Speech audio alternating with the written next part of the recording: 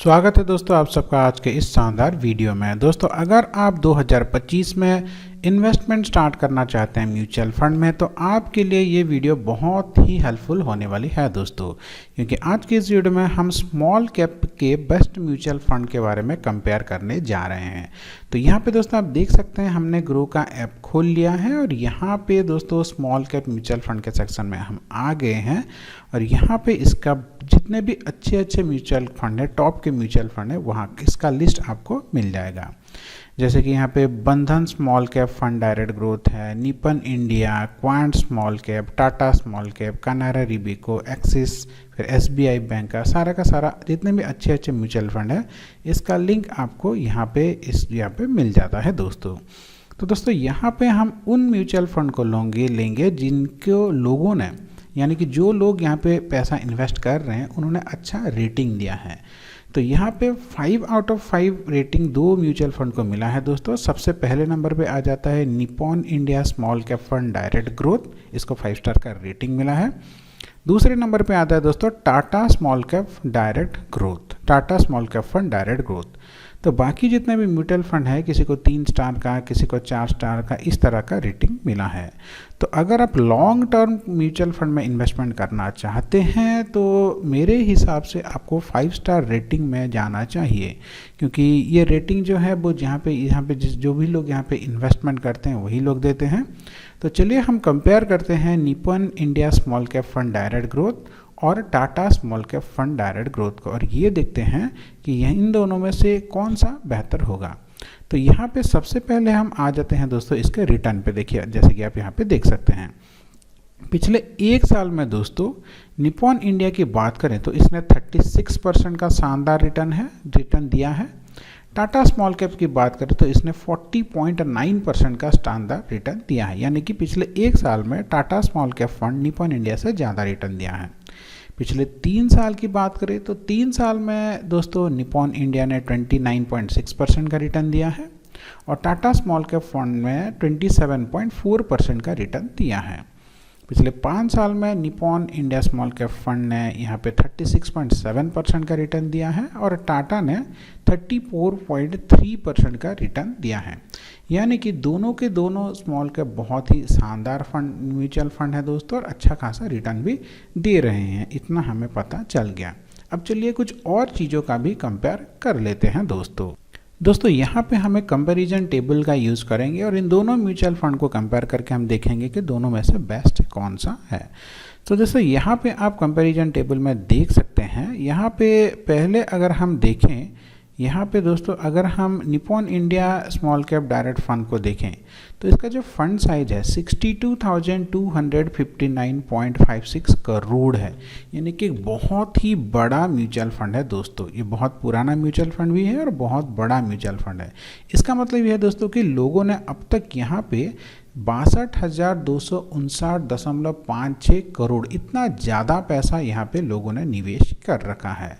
बात करें Tata small cap fund की तो इसमें भी अच्छा खासा निवेश हुआ है दोस्तों, 9,319.04 9,319.04 करोड़ का इन्वेस्टमेंट हुआ है दोस्तों।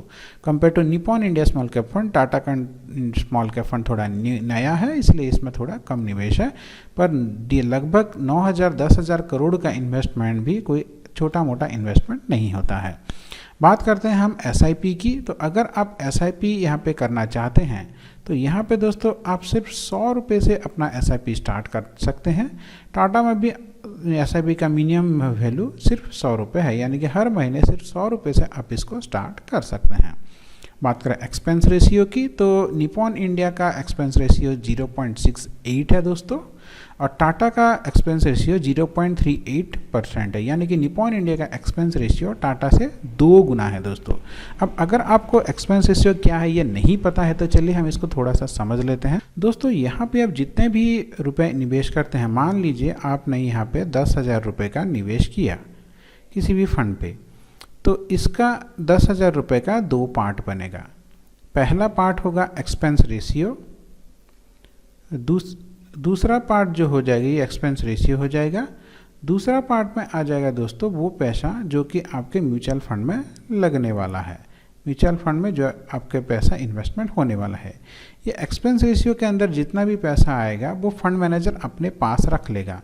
यानी कि यहाँ पे जो भी आप जो 100% पैसा इन्वेस्टमेंट करते हैं उसका 0.68% म्यूचुअल फंड मैनेजर अपने पास रख देता है और बाकी का पैसा वो म्यूचुअल फंड में इन्वेस्टमेंट करता है। तो इस केस में दोस्तों फंड मैनेजर अपने पास 0.34% रख लेगा और बाकी का पैसा वो निवेश कर देगा। यानी कि अगर आप मंथली 100 रुपये का SIP करते हैं तो 100 रुपये का 0.34% इस केस में, यानी कि 34 पैसा फंड मैनेजर अपने पास रख लेगा और बाकी का वो निवेश कर देगा। इस केस में 100 रुपये के SIP पे 68 पैसा फंड मैनेजर अपने पास रखेगा और बाकी का पैसा आपको निवेश कर देगा। दोस्तों ये लॉन्ग टर्म में बहुत इसका रोल प्ले करता है। अब एग्जिट लोड की बात करते हैं दोस्तों, तो पहले निपॉन इंडिया का जो एग्जिट लोड है वो 1% है। अगर आप अपने म्यूचुअल फंड को 1 साल के अंदर अंदर बेच देते हैं तो उसमें आपको 1% का एग्जिट लोड देना होगा, यानी कि 1% का चार्जेस देना होगा। बात करें टाटा की, तो अगर आप यहाँ पे दोस्तों for unit more than 12% of the investment, अब जितना भी इन्वेस्टमेंट किए हैं उसका अगर 12% से ज़्यादा बेचते हैं, जैसे कि मान लीजिए आपने यहाँ पे 1000 यूनिट खरीदा है, जैसे कि मान लीजिए दोस्तों आपने 1000 यूनिट खरीदा है, 1000 यूनिट का 12% होता है 120। तो अगर आप 120 या फिर इससे ज़्यादा यूनिट यहाँ पे बेचते हैं तभी आपको 1% का चार्जेस देना होगा, नहीं तो आपको कोई चार्जेस देने की ज़रूरत नहीं है। अगर आप इस 12% से ज़्यादा यूनिट को 1 साल के अंदर अंदर आप बेचते हैं तभी आपको यहाँ पे इसको चार्जेस देना होगा। 1 साल के बाद अगर आप यहाँ पे कुछ भी बेचते हैं तो आपको कोई भी चार्जेस देने की ज़रूरत नहीं है। अब यहाँ पे शॉर्ट टर्म कैपिटल गेन और लॉन्ग टर्म कैपिटल गेन दोनों के लिए सेम ही है दोस्तों। LTCG जो होता है वो 12.5% होता है और STCG short term capital gain वो 20% का होता है दोस्तों। अब यहाँ पे चलिए हम और एक चीज़ देख लेते हैं कि अगर आप महीने के सिर्फ 5000 रुपये इन्वेस्टमेंट करते हैं और लॉन्ग टर्म के लिए करते हैं तो आपको कितना बेनिफिट मिल सकता है। जैसे कि दोस्तों आप यहाँ पे देख सकते हैं हम आ गए हैं SIP कैलकुलेटर पे, तो आप अपने हिसाब से 500, 1000, 5000, 10,000 कुछ भी इन्वेस्टमेंट कर सकते हैं। हम एक एग्जांपल लेके चलते हैं कि मान लीजिए आप यहाँ पे 5000 रुपये का इन्वेस्टमेंट कर रहे हैं। जैसे कि दोस्तों हमने स्टार्टिंग में देखा था कि यहाँ पे ऑन एन एवरेज आपको लगभग 25-28% के आसपास दोनों ही फंड में रिटर्न मिल रहा है। तो चलिए over the long period of time हम इसको मान के चलते हैं कि आपको 20% का रिटर्न मिल रहा है।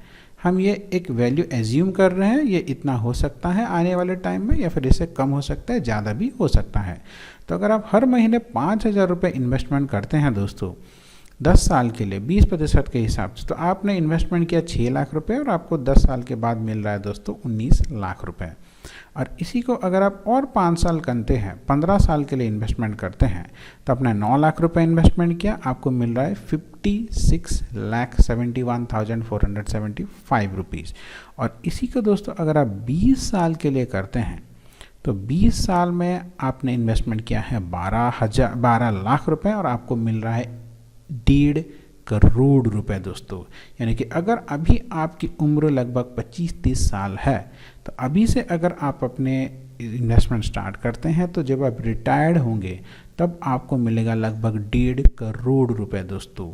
तो आशा करता हूँ ये छोटा सा वीडियो आपको अच्छा लगा होगा। इस तरह से अपना फाइनेंशियल प्लानिंग आप कर सकते हैं दोस्तों। ये जो चैनल है और ये जो वीडियो है वो सिर्फ और सिर्फ एजुकेशन और एंटरटेनमेंट पर्पज़ के लिए है। अब अगर ये प्लान आपको अच्छा लग रहा है तो आप अपने सेबी रजिस्ट्री एडवाइजरी से ज़रूर संपर्क करिए और उसके साथ ही यहाँ पे आप इन्वेस्टमेंट करें। हमारा मोटिव सिर्फ और सिर्फ आपको एजुकेशनल इन्फॉर्मेशन प्रोवाइड करना है दोस्तों। हम कोई भी सेबी रजिस्टर्ड एडवाइजरी ग्रुप नहीं है। आपका दिन मंगलमय हो। धन्यवाद दोस्तों।